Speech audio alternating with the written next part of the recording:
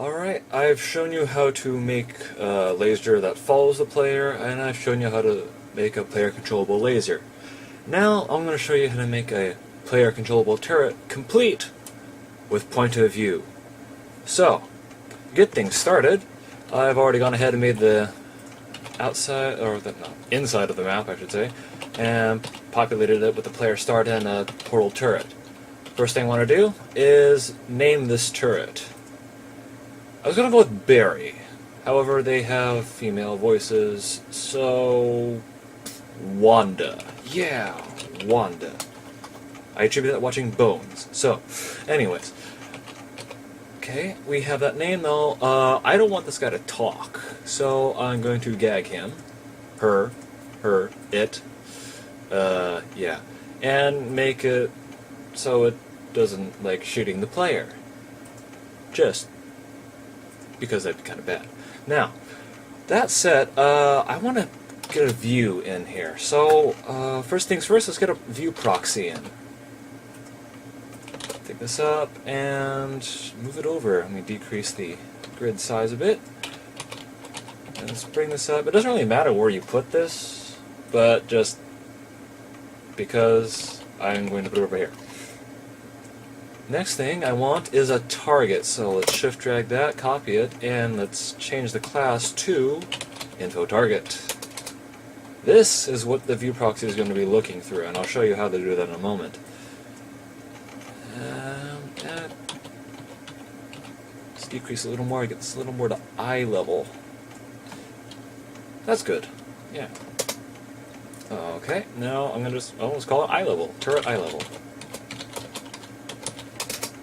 Now open up the properties for the view proxy, give it a name, turret POV maybe, point of view, sure.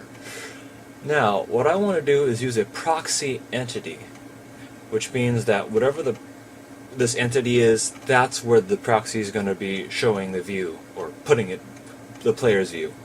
So let's use the eye level that we set up. And just for a special effect, I'm going to have it ease into the camera when we use it. That set, I'm going to parent this to Wanda for something you'll see later. Okay, what I want to do is be able to pick up the turret, move it around, and have the player be able to take control of it at any point in time. That might be a little more than 15 minutes, in which case I'll have to break this video up and merge it in post-processing. Anyways, now that we have a view proxy and a target to be used as a proxy for the view, yeah, a lot of proxies, I want to implement something for this turret to fire at. So, I'm going to give it a target. Call it Wanda's target. Or yeah. I'm issuing the apostrophe. No apostrophes here. Okay. And the way this is going to work is if you open up the properties of the turret and go to help, scroll down, let's see here, inputs, let's see, fire a bullet. There we go. This input will make the turret fire. However, it has to have something to fire at. Yeah. So I'm getting something to fire at, which is Wanda's target. Now, because if you've seen or played the player controllable turret from my last map pack, the last map I put a video on YouTube on, it was pretty much semi-automatic fire with primary and secondary. I since updated that map with a fully automatic primary, so you just hit the button and hold, and it'll unleash a storm of bullets to whatever you're looking at. So I'm going to show you how to do that, as well as how to do the semi-automatic fire. First thing I want to do is create a timer. This is what's going to drive these automatic fire. So let's go automatic fire timer. Yeah, I spelled that right. And I found a good refire interval that closely matches the turret, the actual turret firing rate, to be about 0.05 seconds. That's usually a good time. Now, what I want this to do is, on timer, Tell Wanda to fire a bullet at her target. Something I wish Valve would put into Hammer is this eyedropper. It doesn't work. Everything I tried, there's nothing that goes with it. It's a bit annoying. Anyways, now that it has something to fire at, I can set that, and I want this to start disabled. Because I really don't want to start the map having Wanda firing off until the end of time. I want this to be controlled. Now, I'm going to create a game UI.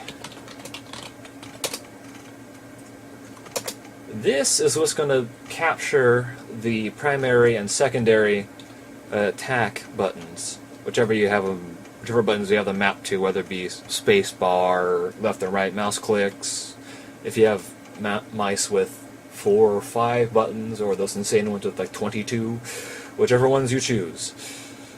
Don't know anyone who has a 22 button mouse, but hey, I think they might exist, or they could. Anyways, name this game game UI. I really don't know what else to call it. Now, let's give it an output on press attack, enable the timer. Then on unpressed attack, disable the timer. I didn't know whether or not this would work one-on-one when I made the other map, so I had the game UI set a boolean, which was checked by a branch listener, and did this. Turns out you don't need all that stuff. You just go directly from the UI to the timer. You're good to go.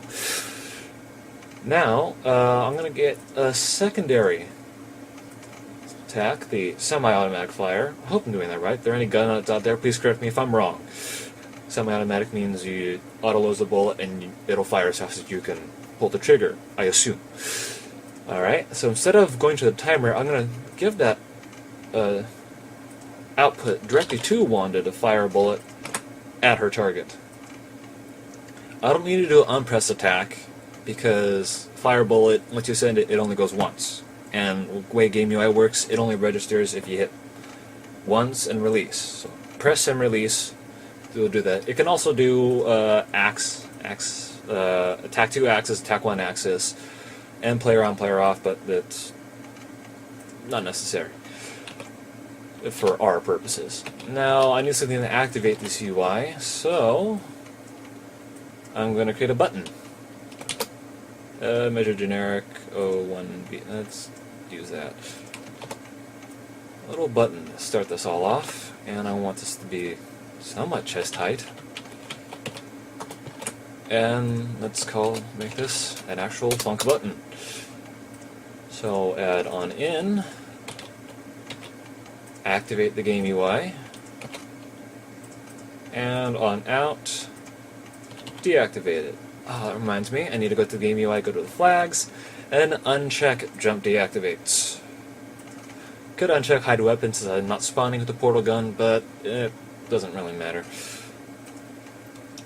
Okay, so we have that, sending a button over here, and oh yes, I also need this to activate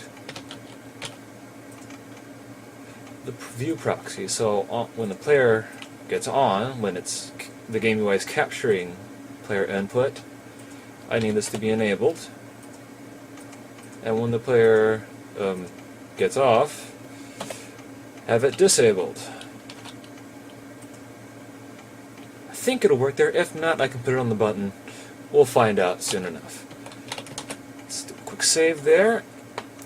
Next thing I want to do is create a reference. Actually, you know what? Let me compile this and make sure what I have here is working.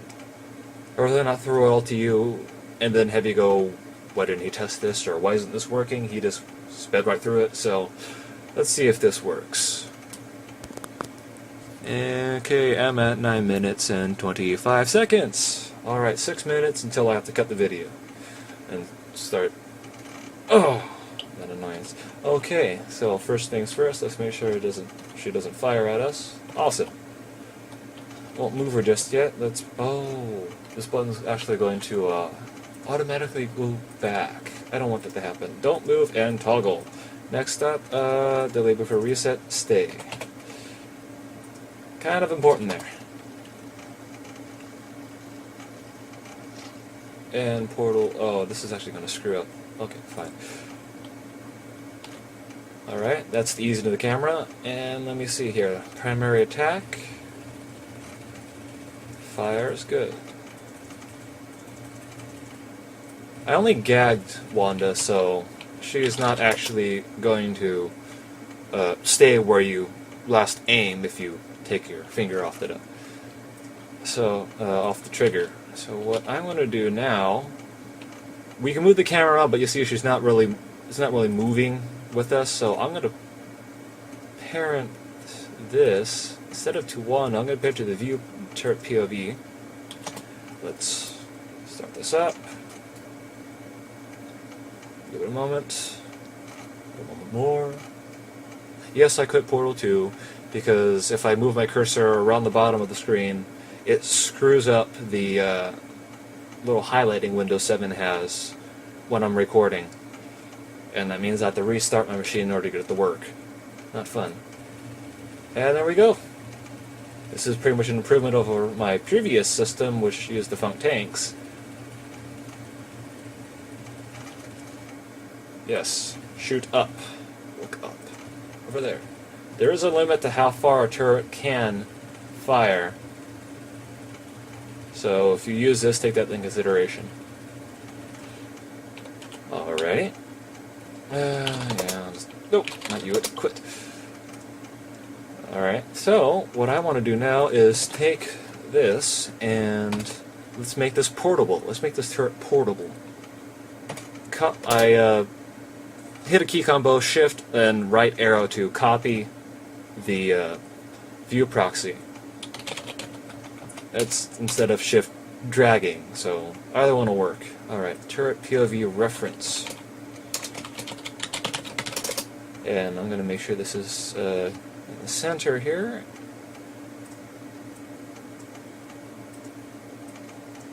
Okay. Now I want to, here's going to be a familiar thing. I'm going to create not a funk tank, but a brush. And use a logic movement to mimic this.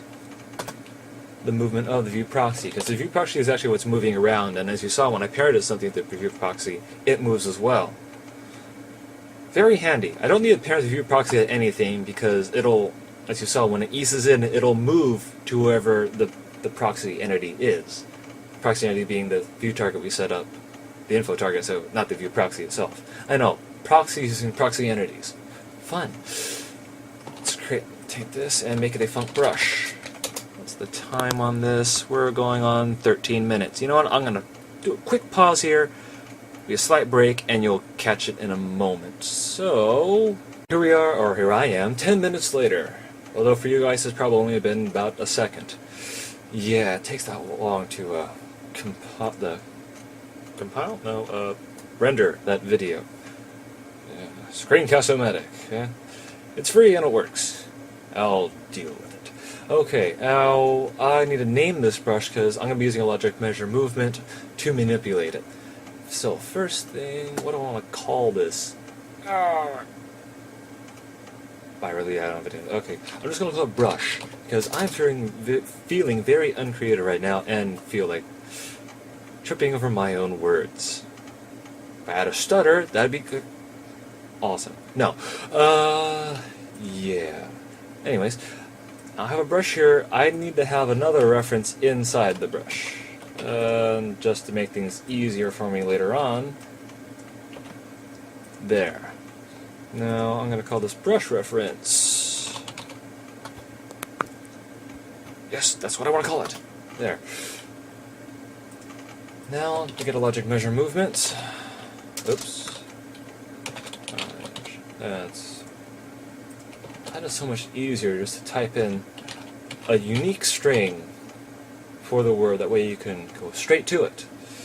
Don't always do that, but it's very handy when you do it. When I do it. When I do it. Yes.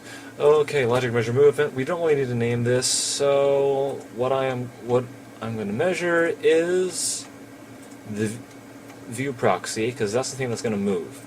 Its reference is, yeah, there we go. That one right there. Entity to move, brush, and according to that reference. Next thing I want to do is take brush and parent it to Wanda. Take his reference and parent it to Wanda as well. Next thing I want to do is take turret target and parent that to the brush. And by extension that'll move with the turret. Okay, that doesn't have a parent option. It might have a parent option in the engine, but I'm not going to bother with it. Doesn't need it. That's set. That's over here. Good. And if you parent view proxies, just so you know, they won't work. If I parent this to anything and then try and use it, it's going to give me a black screen. And I won't be able to move the mouse, or move the view around with the mouse, or with anything for that matter. So, I'm not going to parent it, because it's going to move to where I want anyway. Now, the reference, yeah, that should probably be parented to Wanda as well. That would be very useful.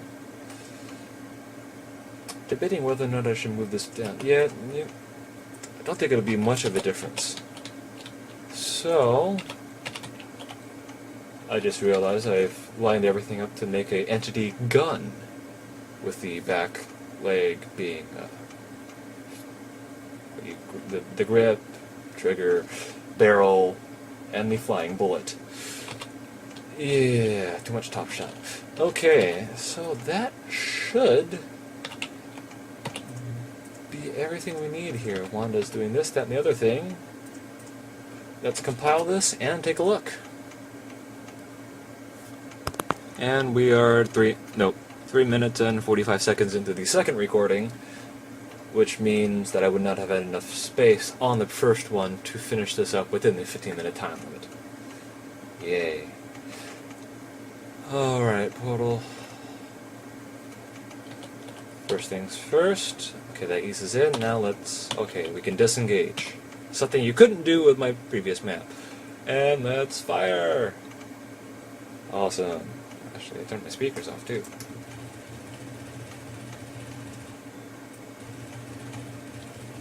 Okay, disengage. Let's pick up the turret. Turn it around.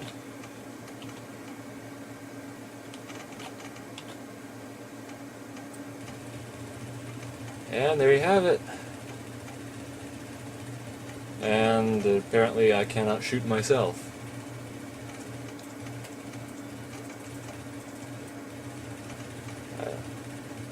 Could probably move the view proxy, or the view proxy's proxy entity a little bit so you can get the targeting laser in there. Actually, that's another note I want to make. For the previous map with the controllable turret, that green, not green, it was green, that red laser that I have in there is actually the targeting laser and not an actual laser you can cut stuff with. That confused some people in thinking with portals. Yeah. So, anyways,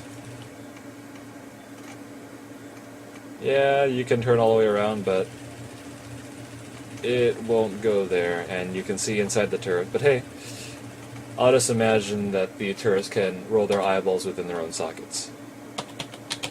And I apparently can't disengage from this. Oh, wait, no, there we go. You may have to hit the use key several times to disengage. If you want, you can probably have spacebar, kill it, or you could bind, what could you bind? No directional keys.